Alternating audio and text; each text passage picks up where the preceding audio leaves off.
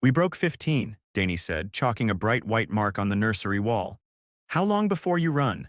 Elise set a plate of warm cookies on the floor and sat cross-legged beside them. Until the last one cools, she whispered. Jenny pressed her face into a silk blouse in the open closet, muffled. If we keep the door shut, she can't leave again. The house didn't creak, it purred. Money made no squeaks. The Grayson townhouse was all glass and chrome angles, orchids set like punctuation marks along a sunlit corridor, an elevator that side. And even so, somewhere, grief was a draft, a breath that lifted the sheer drapes in the children's room and never settled. It had been 3 hours since the chauffeured town car had eased up to the curb, and the concierge had slid the non-disclosure agreement across marble. 3 hours since Nathaniel Grayson had shaken Elise Carter's hand like she was a contractor, not the woman stepping into the space his wife used to fill. We've tried structure, Nathaniel said then, in the library where everything smelled faintly of bergamot. His tie was still knotted. He didn't sit. He spoke like a man who made decisions in rooms where time cost money. Schedules, star charts, specialists. What I need is, he didn't finish the sentence. The portrait of Amelia above the fireplace finished it for him. Elise matched the gaze from the painted frame and knew the word because she had wanted it before anyone ever offered it to her. Stability, he chose instead. Outcome-focused care. Grief isn't a project, she said softly, and children aren't outcomes. He didn't flinch, he did adjust his cufflink hard enough that it clicked. From the glass wall behind him, the city watched them both. Elise had expected the house, the legendary money, the silent art to make her small. Instead, it made the absence huge. She knew that kind of size. She wore it in the cheap oval locket at her throat, a tarnished thing with no photo inside and a tiny hinge that stuck in damp weather. The only thing she owned that had ever promised always and failed to deliver. 15 nannies had come and gone. The children had not forgiven any of them for leaving. The chalk mark Danny made sat below 14 other short white scars. Tommy stood to the side, serious, hands in his pockets, watching the chalk but not touching it like it might smudge him. Jenny didn't look at anyone. She breathed in the last air that smelled like her mother's perfume. We broke 15, Danny repeated to Elise without looking away. Elise didn't scold about the wall, she slid the plate closer to him. Chocolate chip. Too soft if you grab them now, if you wait they hold together better. It's a trap, Tommy reported. Nannies do traps, Elise exhaled. It's a choice. You can eat a too soft cookie and get chocolate on your hands and we'll wash them, or you can wait and it holds together. Either way, I will be here with a napkin.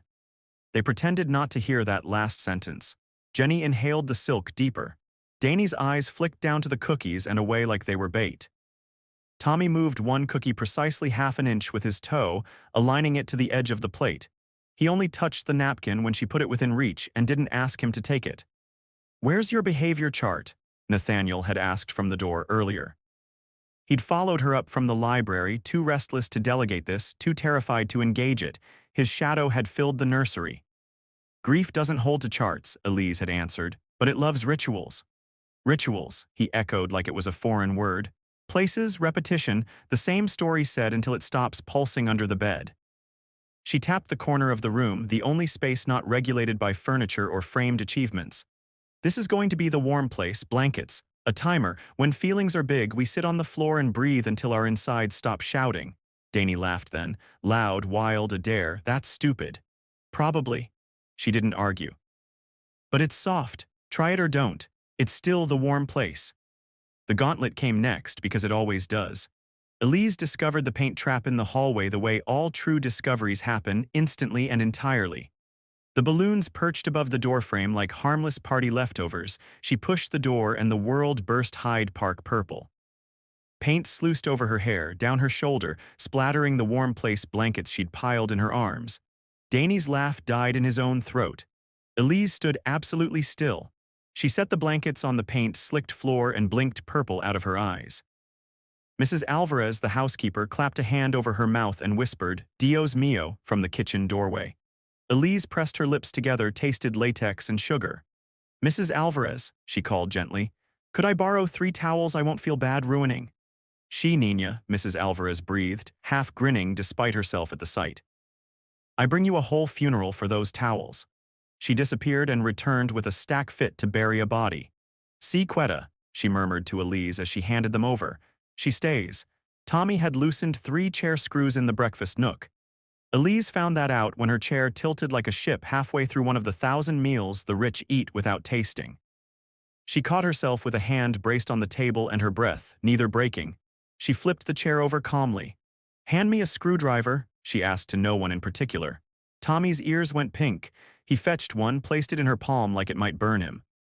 "Thank you," she said, and meant it. She screwed the chair back together. She left a tiny box of unclaimed screws on the counter. Tommy eyed it like treasure and later, when he thought no one cared, added his 3 to it. Jenny, determined not to be seen, hid deeper in her mother's closet until the dark felt like an animal. The closet wasn't locked. Nathaniel had left Amelia's world untouched, a museum of stories no one told. Elise sat outside the door, folded like a letter, and told the air the story of a house that breathed. "Once," she said, "there was a house that kept every window shut tight because it was afraid a good smell would drift away and get lost. The children inside forgot what the wind felt like. So someone new opened one window 1 inch and let in enough air to stir the curtains. No one died of it, not one person. The door didn't open. Jenny's fingers appeared under the gap and snagged the edge of a napkin, then, after a beat, the edge of a cookie. From the office hidden 2 doors down, Nathaniel watched all of it on an array of screens and thought about firing the security firm for giving him eyes and no understanding. He could see a new person in his home, purple paint drying in her hair, sewing quiet into 3 erratic little humans, and he could not quantify it. He rubbed the smooth line of his jaw, watched Elise sit on the floor and pat the space next to her in the warm place. The kids did not sit, but Jenny's breathing on the closet feed slowed. He went to the doorway, a tall shape in the threshold. "Where are your behavior charts?" He tried again, because numbers kept him from drowning. Elise didn't rise. "I don't have a spreadsheet for missing your mother. Don't tell me you believe discipline doesn't matter." "I believe you can't discipline grief into silence," she said, gentle enough that it didn't stick as a rebuke. She pointed to the floor. "Sit with me, 10 minutes. His phone vibrated, her eyes flicked toward it and back to his face. He lowered himself stiffly. His knees protested. The floor rose up unfriendly. At minute 3, the phone buzzed again. At minute 4, someone pinged him with a stock alert. At minute 5, Danny rolled a cookie toward them with his foot. At minute 6, Nathaniel stood. "I have a meeting," he said, voice too even. "They don't care what money buys," Elise told the paint-streaked floor. "They care who stays." "Money pays for staying," he snapped, then looked immediately stricken, as if he had said something unkind to the wrong audience in the wrong tone, and the room would never forgive him. He left before he could take it back. The meeting was Cassandra Vale in the dining room, because of course it was. Cassandra swept in with a folder under her arm and a lipstick so precise it might have been a blade. "Nathaniel," she said, and the shared past was in her mouth even when his name wasn't. "The internet is a grease fire and you can't put it out with silence." He didn't sit. Cassandra did, setting up her laptop as if it were an altar. "Our narrative," she began without asking permission because she never recognized it as necessary, "is tragic resilience. Philanthropic widower invests in community grief initiative. Celebrity child psychologist visits twice weekly. We leak a story of you having coffee with an old companion." She paused, smiled without warmth. "To remind the market you're not alone." "What old companion?" Nathaniel asked, faintly incredulous. "Me if you're smart," Cassandra said, so easily it didn't count as ambition until you bled on it. She saw Elise in the doorway and let her gaze rake, measuring. "You must be Emily," she said sweetly. "Elise," Elise corrected, just as softly, without moving. She was still in Amelia's paint-spattered cardigan because no one had told her to take it off, and maybe because it smelled like someone the room remembered. Cassandra's eyes flicked briefly to the locket at Elise's throat, the kind of appraisal that saw cheapness as failure. Then Cassandra turned back to the price points she understood. "This needs order," she announced. "There have been 15 resignations, 17 if we count the night nurse." "I don't run," Elise said, more for the doorway than the woman at the table. "Everyone runs," Cassandra said mildly. "Some with better shoes." Victoria Grayson arrived at the end of that sentence like an answer that explained a lifetime. Pearl earrings tight, hair perfect, voice careful where Cassandra's was edged. "Cassandra, darling," a kiss near the cheek, a glance over Elise like dust on an heirloom. "Nathaniel, this mess cannot stand. The children will be sent away in whispers if we don't corral this." "They're 6, he said roughly. "Then they'll be grateful for routine," Victoria urged. Children like structure. Grief likes company, Elise offered from the door. No one asked her, she said it anyway. Victoria's eyes cooled an entire degree. Who is this? Victoria asked. The nanny, Cassandra said, almost indulgent like she was explaining a toy to a child. Number 16, and apparently a baker. Mrs. Alvarez, moving through with a bowl, muttered in Spanish something about wolves dressed as friends. Cassandra smiled as if she'd understood and forgiven it. The first meltdown happened after lunch, the way storms always happen after you forget it can rain. Danny wanted to build a fort on the fourth landing with every pillow in the house and scheduled it so that no breaths could fit between the orders. Now, now, now. He shouted when Tommy refused to touch a pillow that had been on Amelia's bed. Jenny wandered the perimeter of room and memory like a ghost who'd lost its map. No, Tommy said, neat as a straight line. Now, Danny bellowed, and in the next second he was throwing himself hard against the warm place wall as if he could knock a hole into a world where things were different. The sound of his body meeting the plaster pulled an involuntary noise from Nathaniel down the hall, the kind of sound a father makes when something breaks in a way he cannot fix with money or apologies. Elise moved, and did not move fast, because fast means panic. She tied her hair back with a paint-stained ribbon and lowered herself to the floor in front of Danny, making her body a line that he could see over and choose not to cross. "Big waves," she said softly, the words she'd practiced at midnight in the quiet of a cheap studio where her own nightmares had teeth. "Ride them with me." Danny's fists pounded her shoulder. Not a slap, a small storm. She let it be a storm that passed. She wrapped one arm, not pinning, just anchoring around his torso and hummed the two-note lullaby every underfunded home learned because half the staff didn't have the words and it didn't matter. Mrs. Alvarez stood in the doorway and recognized the notes and, eyes wet, added them under her breath. Tommy's face went bright with shame, like he had caused the weather by refusing a pillow. Jenny pressed the scarf to her mouth until her breath sounded like ocean through cloth. They stayed like that until the timer, Elise had turned it without anyone seeing, clicked. Danny's body softened first. His cheek found the cotton of her shoulder. He didn't cry. He breathed. If the security cameras caught any version that looked like restraint, the internet did not care that his own arms had found their way around her. All the feed would show was grasp, not grace. The video went up before dinner, not from Mrs. Alvarez. The florist's assistant, called in to refresh the orchids, had aimed a phone through the half-open doorway because tragedy made better content than blooms. The caption read, "Nanny restrains grieving child, billionaire house chaos." 20,000 views by the time Cassandra said, "Leave it to me," and placed a consoling hand on Nathaniel's sleeve. "Don't," he said, jerking away, which was a kind of progress in an otherwise scorched field. "Let me fix this," she said, quieter. Outside, someone snapped a photo of the terrace. Elise had brought 3 wooden boxes out there and labeled them in paint, "What we miss. What we keep. What we grow." The internet loves to miss the point, and it did. Comments laughed at the grief garden while Jenny, out of frame, slipped a crumpled lavender ribbon into "What we keep" and pressed it down like planting something else underneath. "Why boxes?" Tommy asked, serious like a judge. "So feelings don't spill into everything," Elise answered. "If you can hold a screw in a drawer, you can hold sadness in a ritual." Tommy's chin lifted. He took a penny from his pocket, he always had one, and placed it in "What we miss." "Mom," he said, not a complicated prayer. That night, before the city slid into the grind of other people's tragedies, small hands began to test the edges of staying. Tommy approached her at the kitchen island like a merchant. He slid the tiny box of screws toward her without looking up. "For the chairs," he said to the countertop. "It's safer when you sit with us." "Thank you," she said. She didn't tell him this was the kind of love that made men cry. She put the screws in the drawer the way you keep an heirloom.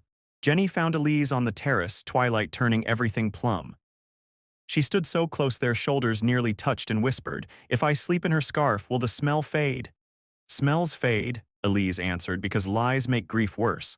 Memory gardens don't." Jenny nodded and did not cry. She didn't have to. She pressed the scarf to her mouth and breathed wind through silk instead. Danny wandered to the warm place and dropped in a heap, pointedly not making eye contact. Elise turned the timer to 7 minutes and said nothing. At minute 3, he flung an arm across her knee. At minute 5, he unhooked it like he hadn't. Nathaniel hovered like weather, then made a decision that felt like a confession. He came and sat. His phone buzzed and he didn't move. He watched his son's foot push a cookie crumb across the floor and thought marvel and terror at once. When the children slept, one curled inside Amelia's cardigan on the floor of the closet, one starfished on a rug under a strewn galaxy of screws, one wrestled taut and then loose in a blanket. Elise went to the closet. She wasn't snooping, she was making air. She rolled the door open and let the room breathe. The silk blouse Jenny loved to disappear into suede. She lifted the hem, hands gentle, to pin it aside. That's when her knuckle hit tape. What she found was hidden in a hurried hand, like someone had stashed a piece of heart and walked away because there wasn't time to do more. There, under the shelf, was an envelope for E, in looping handwriting she recognized from Amelia's grocery lists, stuck on the fridge in photographs in the family album: milk, bread, lavender if possible. Elise sat on the closet floor. She had done that before, in houses where she didn't belong, which made the ritual holy. Her fingers shook the way hands do when all the years between you and your own origin are a bridge you suddenly can see the river through. She opened the envelope. The locket inside was twin to the cheap one at her throat, not similar in style, twin. Same oval, same nick on the edge like a bite taken out of a coin. It fell into her palm cold. The note was short. I am trying to find you. I'm sorry I was 16 and scared. If we meet, I'll bring lavender for your hair. Amelia Elise's breath left her like a held door opening and all the wind of the world moving through. The floor under her ankles went further away. The angles of the closet shifted into a confessional. She pressed the locket to her mouth, then to the one she wore. The hinges lined up. If she could have swallowed both, she might have. She folded the letter like it was brittle. She did not cry. Or maybe she did, briefly and without sound, and the closet kept that small weather for her. She thought of every time her foster records had said unknown in a neat font.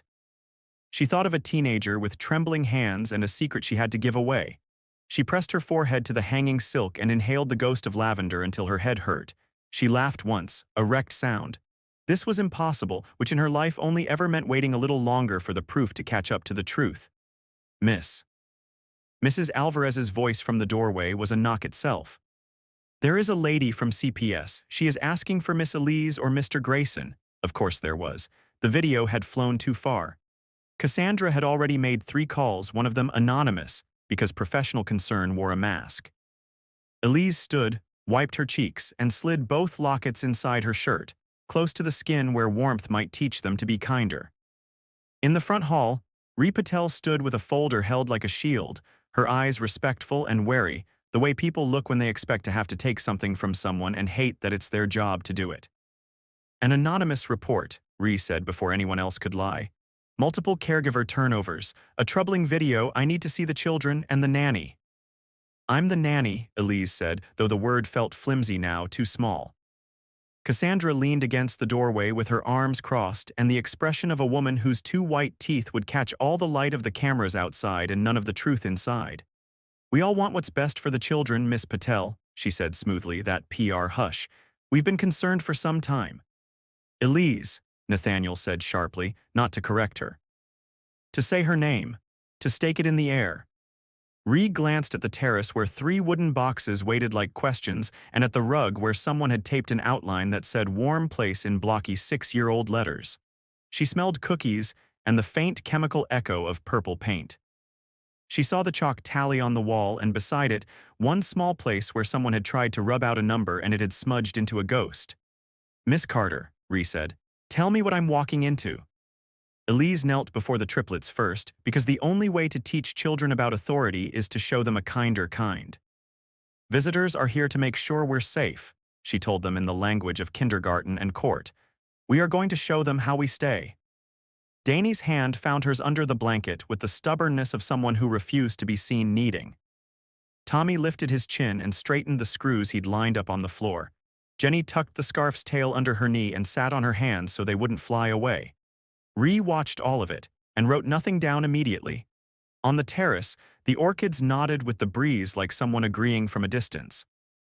Elise stepped out into that twilight after Ree's first round of questions and stood alone long enough to remember the letter folded in her pocket and the second locket warming against her skin. The city howled under them, sirens talking to lights, talk radio talking to the weather. Inside, a timer clicked. The house breathed differently than it had at noon. I'll be here in the morning, she whispered to nobody, to everybody, to a mother she might have lost once and found in ink, to three small bodies finally asleep in commas instead of exclamation points, to a man who had all the money in the world and was learning to sit on a floor. The orchid swayed like a bow, like a benediction. Behind her, footsteps approached, slow, measured, the knock in shoe form before it arrived on the door in official cadence. Ree would be back with more questions and a hearing to schedule. Cassandra would sharpen her smile. Victoria would polish her pearls like prayer beads. The internet would not sleep. Elise tightened her fingers around the lockets, twin moons in her palm. Then she let her hand fall, turned toward the warm place, and went to make sure the napkins were folded. The children would wake. The timer would click. Somewhere, Lavender would be waiting. At 4:17 a.m., the glass conference table glowed like an operating slab. Nathaniel's face flickered across 6 screens as the board chimed in from London, Singapore, and the back seats of cars with tinted windows. Cassandra, immaculate, took the seat at his right without asking. Her perfume replaced sleep. "We stabilize the brand," she said, launching. "You announce a personal development, a committed partnership. I coordinate a philanthropy rollout. We seed features about resilience, fatherhood, and continuity. The street reads future secured." "Whose partnership?" asked a director from Geneva, voice dry as a ledger. Cassandra tilted her head. "Reacquainting with an old companion has a way of—" "No," Nathaniel cut, sharper than he meant to. He was still in yesterday's shirt. He didn't remember when the tie had come off.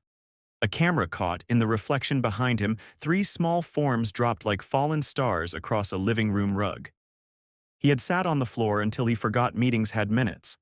"The market hates chaos," Cassandra said, softness coating the steel. "Give them a narrative. It doesn't have to be romantic. It has to be reassuring." Nathaniel pressed his fingers to his brow. He could feel the hedge funds circling like sharks in polite suits. He pictured Danny's fist unhooking from Elise's knee in sleep, that small surrender. "We will reassure," he said, "with facts." Cassandra's mouth curved. "Such as—" "Temporary leave," he said, and all the screens went very still. "I'll step back as CEO for 3 months, focus on my children." Lai Wai can serve interim. "Are you insane?" someone from Singapore demanded. In the middle of my children," Nathaniel said, quiet enough that everyone had to lean toward their microphones to hear. "Stability begins in my house. My board has managed transitions before." Cassandra's hand ghosted toward his sleeve and stopped when he didn't look at her. "Nathaniel," she tried softer, "don't martyr yourself to optics when optics can be your salvation." He looked at the sleeping shapes again and felt the floor of the nursery under his suit knees. "Optics didn't hold my son when he hit a wall." He ended the call. The screens went black with a series of polite beeps. Cassandra stayed, her smile thinned. "You're going to let a woman you barely know run your life?" "I've let the market do it for 10 years, he said. "It didn't end well." She rose, slow. "You'll call me when you realize love and loyalty are different currencies." She slid a card across the glass as if he'd forgotten who she was. Then she left a lipstick print on his coffee cup, and the room felt cleaner after she was gone. The house changed gears at dawn. Mrs. Alvarez clattered a pan. Jenny's small feet patterned the hallway like rain. Elise, hair damp from a sink wash, stepped into the butler's pantry with 2 lockets warm against her chest, and a folded letter she had not slept next to for fear she would breathe it away. Nathaniel found her there. He looked like a man who had said something irreversible to a wall of money. He also looked like a father who had lifted a sleeping child and remembered breath as a unit of time. "I found something," Elise said. Her voice did not tremble, but her fingers did when she held out the envelope. "For E." He read Amelia's script once and then again, slower, tracing letters with his eyes like the space between the words might hold a detail he'd missed for years. When he reached 16 and scared, his mouth opened and closed. He didn't cry, he did sit abruptly on a wooden stool. "She tried to find you," he said, hoarse. "I think so." Elise unclasped her cheap locket and set it beside the new one on the pantry shelf. The twin ovals looked like 2 halves of a moon. "My foster records say unknown mother. The agency name matches Amelia's note. Dates line up." "Do you want—" He stopped, aware of the minefield built of hopeful and harmful words. "My name, my money, my anything." "I want them to heal," Elise said, nodding toward the hall where a small voice was humming off key. "If blood is true, it will be true tomorrow, but they need breakfast now," he exhaled. "We'll confirm quietly through the lab. Ree should know," Elise said, "not because she'll like it. Because she respects truth even when it's messy." Elise stared at the two lockets. I'm not here to claim anything, I'm here to stay. That, Nathaniel said, looking up at her like a man who had found the handle of a door he'd thought was paint on a wall, is what they need. They did it by the book. Swabs. Signatures. Chain of custody. The courier left with a box so small it felt absurd for the size of the secret it carried. Nathaniel was dialing Dr. Lynn when Cassandra, who had the listening skills of a spy and the restraint of a fuse, rounded the corner and paused just long enough to hear Amelia's firstborn. She didn't so much smile as sharpen. By noon, the headline was a bell rung in a city that loved the sound of scandal. Nanny claims to be dead wife's secret love child, Grayson air grab. The accompanying photo was a long lens shot of Elise on the terrace holding Tommy's hand. Half the comments read like a crime report, the other half sounded like a fever dream of a soap opera. The triplets learned what paparazzi looked like through the slats of a fence. Danny threw gravel that skittered harmlessly against cameras. Jenny bolted for the closet and found the door wouldn't silence flashbulbs. Tommy arranged screws the way some people stack prayers in rows, precise, helpless to do anything but count. Ree arrived in the middle of the storm. She stepped between a camera lens and a 6-year-old like she had been born to deflect. Inside, she instructed the photographer who tried to follow. Now, in the warm place, Elise gathered Danny with the quilt, not a restraint but a harbor. Big waves, she reminded. Can't stop them, Danny gasped, cheeks blotchy. We ride, she said. The timer clicked. Ree watched a girl from the system teach a boy with all the resources in the world how to breathe. Professionalism moved like muscle under Ree's jacket. Something else moved under her ribs. The hearing was set for Friday. The judges' chambers were wood and gravity, the kind of room where people wore their best clothes and their worst truths. Cassandra arrived in a dress that photographed well and an expression that performed concern without creasing. Victoria's pearls could have been prayer beads for how often she rolled them between finger and thumb. Ree went first. 15 caregivers have left in 12 months, she said, level. Recent viral video raised concerns regarding restraint. Observations over the last 3 days include the establishment of calming rituals, safer environment adjustments, decreased volatility during transitions, evident attachment behaviors toward the current caregiver.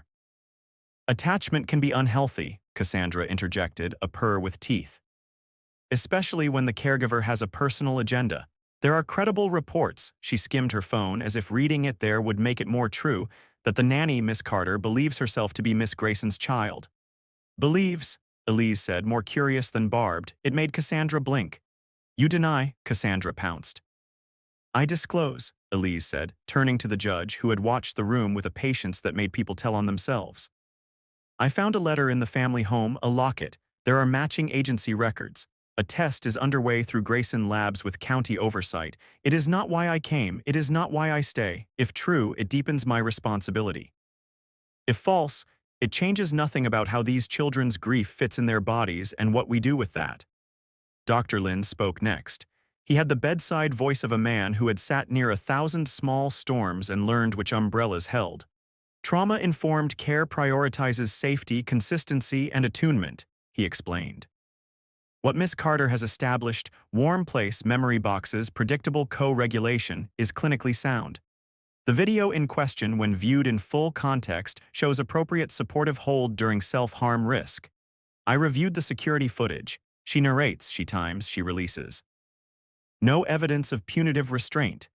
Mrs. Alvarez, called as household staff, straightened her skirt and told a story about cookies and lullabies in Spanish and English. She hums the same 2 notes, Your Honor, she said, hands gripping her purse's strap. Like Miss Amelia used to hum when she thought no one heard her. The children know it. Victoria was asked to speak and for once had no script that could save her. The judge's eyebrows made questions without needing words. Nathaniel turned to his mother. There was a paper in his hand. He didn't wave it like a weapon, he held it like a wound that wanted daylight. I found your correspondences with the agency, he said quietly. Amelia asked for help. A year before she died, you delayed it. You paid to delay it. Brand risk, they wrote in their notes. Victoria did what people like her are not built to do, she flushed. The color looked human and therefore dangerous on her. I protected this family, she said, small despite perfect posture. Your company, your position, she was emotional, she would have brought scandal behind our door. She brought a child into the world, Nathaniel said. His voice did not rise, it bled. You called my wife's child a mistake. Victoria's mouth trembled. I called my fear a plan, she whispered, a little ragged on the edges for the first time. She turned fully to Elise. I am sorry, she said, the words like glass she had to swallow. By your name, Elise, I am sorry. Cassandra stood smoothly, reclaiming a performance she believed she still owned. If we can return to the question of stability, she said to the judge. I have devised a comprehensive media plan that ensures the children's privacy while providing the market with reassurance. Mr. Grayson and I— No, Nathaniel said, a single word that fell like a gavel before the judge could lift hers. He turned to the bench. Your Honor, I failed my children when I tried to outsource their pain. I cannot fix this with announcements. I can only fix myself. I am stepping back from Grayson Biotech for the next quarter. The board has been informed. We will comply with any oversight, and I will be present. He didn't glance at Cassandra. He addressed the court clerk. Additionally, Your Honor, we have internal IT records showing Miss Vale forwarded internal emails to a tabloid stringer last Tuesday night. He held out printed metadata. These leaks led directly to the CPS report being weaponized in public. I have terminated her employment effective immediately. Cassandra didn't cry. She had too much discipline to bleed here. She gave a small, tight smile that asked the cameras to be kind and said, I only ever did what was best for the brand. The brand is not my family, Nathaniel said, and the quiet in the courtroom held him up like a net. The judge, who had watched Money bow or deflect most of her career, studied the little humans in the front row, Danny scowling at his shoelaces, Tommy counting invisible things on his fingers, Jenny clutching a length of lavender scarf. Children, she said in chambers away from prying eyes, do you feel safe at home? Tommy lifted his chin and his mouth did the adult thing while his hands kept child rhythm. She doesn't make us be okay fast, he said. Who? The judge asked gently. Lissy, Danny muttered, surprising even himself with the nickname. He looked at Elise out of the corner of his eye, then away. Jenny didn't speak. She pressed half the scarf into the judge's palm and nodded. The judge understood languages beyond words. Her ruling was measured and merciful. The children remain with their father, she read on the record. Miss Carter will continue as caregiver, recognized as kinship care upon verification of biological relation. CPS oversight continues for 90 days with weekly check-ins. In the matter of public exposure, the court recommends a protective order limiting press within 100 feet of the property. They didn't cheer. They exhaled. Outside, microphones burst like weeds through the courthouse steps. Cassandra walked past them, chin up, answering no questions while people who once said her name like a solution now said it like a synonym for ruin. Karma is not dramatic. It is cumulative. It's the way doors do not open where they always did. It's the way eyes stop meeting yours. The lab rushed what could not be rushed any faster. Numbers require the same amount of time no matter how loudly money asks. 48 hours later, Ree stood in the foyer with a stamped envelope she handed to Nathaniel because she believed fathers should open news about family, even when it wasn't about them. He read the percentage once, twice, a third time for the memory. Then he handed the paper to Elise with a hand that almost didn't let go. 99.7%. Jenny's eyes were owl-round. Sister, she asked, like the word might break if she said it too loud. Elise crouched. The lockets both lay warm against her throat. If you want me, she said, because consent is a kind of love no one taught her but she learned anyway.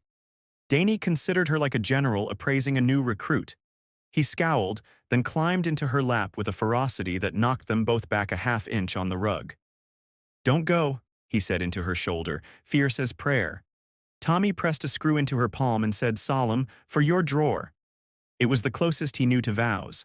Nathaniel stood a step back and watched his house rearrange itself around a truth that felt less like a bomb and more like a keystone put back. He wanted to speak to Amelia across an impossible distance and tell her he was trying, that he had not been brave when she needed bravery and that he was learning late. He didn't say any of it aloud. He sat on the floor. The transformation wasn't cinematic. It didn't happen to music. It happened in dailiness. The memory garden bloomed until the terrace smelled like the promise on a bottle of shampoo, lavender, and something sweeter underneath. New boxes appeared with new labels in block letters that wobbled because hands are learning what we forgive, what we keep learning. Victoria came one morning with bare nails and no pearls, and crouched to plant a seed in what we forgive. Her hands shook like a person who has never done the things she should have done long ago. Nathaniel took a weekend off like he used to take companies off the market, with focus. He and Tommy drafted a plan on graph paper for a treehouse that would only ever be 6 feet off the ground but feel like a tower. Danny hammered more than was strictly necessary. He hammered joy into wood. Jenny tied Amelia's scarf to a nail inside the little house so the smell was there without needing to be handled. Elise stood below, hands on hips, offering the steadiness of someone who had never watched a father try so hard before and didn't want to spook him by naming it. At night, the house made different sounds, not the hush of money, the soft chaos of living, laughter from a bathroom where 3 sets of teeth were being brushed badly. The timers tick, then ding. The lullaby, 2 notes, then 4, because Elise found more words and Nathaniel hummed harmony without knowing he did. Ree came each week. She sipped coffee at the kitchen island and asked questions she already knew the answers to because she liked hearing Tommy list the rituals as if they were significant. They were, we sit, he'd report. We breathe, we plant, we fix, we forgive. Mrs. Alvarez swapped out orchids for pots of rosemary because the children liked to rub the leaves and smell their fingers. The chalk tally on the nursery wall stayed at 15. Danny didn't add 16. One afternoon, while no one paid attention, he rubbed at the numbers until they smudged and then drew a little square around them. A frame for an old painting you keep but stop staring at all day. Victoria, one evening, paused in the doorway and watched Elise hang both lockets on a small hook near the warm place. No secrets, Elise said, more to herself than to anyone else. Only stories. Stories are dangerous, Victoria said, reflexive. Only when they're lies, Elise answered and handed the older woman a packet of seeds. What we keep learning. Cassandra vanished from their narrative, which is its own ending. There were think pieces about the fall of a PR goddess. There was a photograph of her on a different step with a different man. She would be fine. She had always known where the cameras turned next. Justice doesn't always ruin people. Sometimes it just removes them from your house. One night the city was loud with summer storms pretending to be news.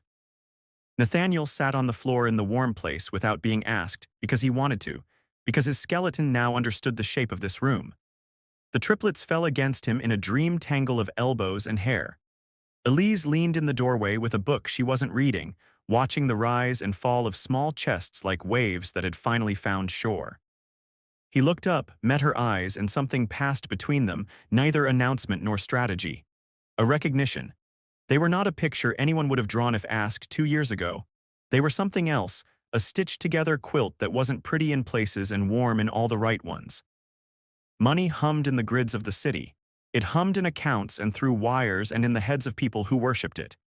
In the Grayson house, another hum rose steadier. It was the timer's tick. It was breathing. It was a quiet word said again and again until it built a life. Stay, it said, and they did.